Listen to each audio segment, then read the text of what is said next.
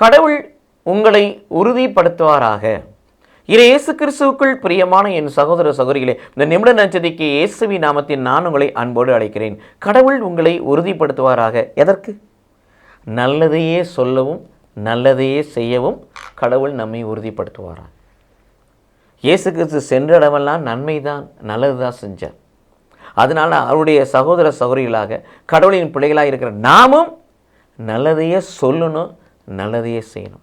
இந்த நல்லதையே சொல்லணும், நல்லதையே செய்ய வேண்டும் என்று சொன்னால் பிலிப்பியர் 4:8-9 வாசிப்பது போல, உண்மை எதுவோ, நீதி எதுவோ, கண்ணியம் எதுவோ, எவையெல்லாம் நற்பண்புக்குரியதோ, எவையெல்லாம் நற்புகழ்ச்சிக்குரியதோ, எவையெல்லாம் பாராட்டுக்குரியதோ, எவையெல்லாம் போற்றத்துக்குரியவையோ, பெற்றுக்கொண்ட போதனைகள், கற்றுக்கொண்ட படிப்பினைகள், இவற்றுக்கேற்ப வாழ்க்கை நடத்துகின்ற பொழுது ஆண்டவராகிய கடவுள் நம்மோடு இருப்பார்னு சொல்லப்படுகிறது.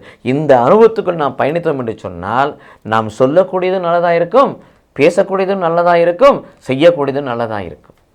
இதை செய்யதான் கடவுள் நம்மை உறுதிப்படுத்த அழைக்கிறார். கடவுள் நான் இந்த பூமியிலே நல்லதை சொல்லவும் நல்லதை செய்யவும் உறுதிப்படுத்துவாராக. அதற்கு துணையாக இந்த வசனத்தின்படி என்னை வாழ வைப்பாராக. கடவுள் நம்மை ஆசீர்வதிப்பாராக. ஆமீன்.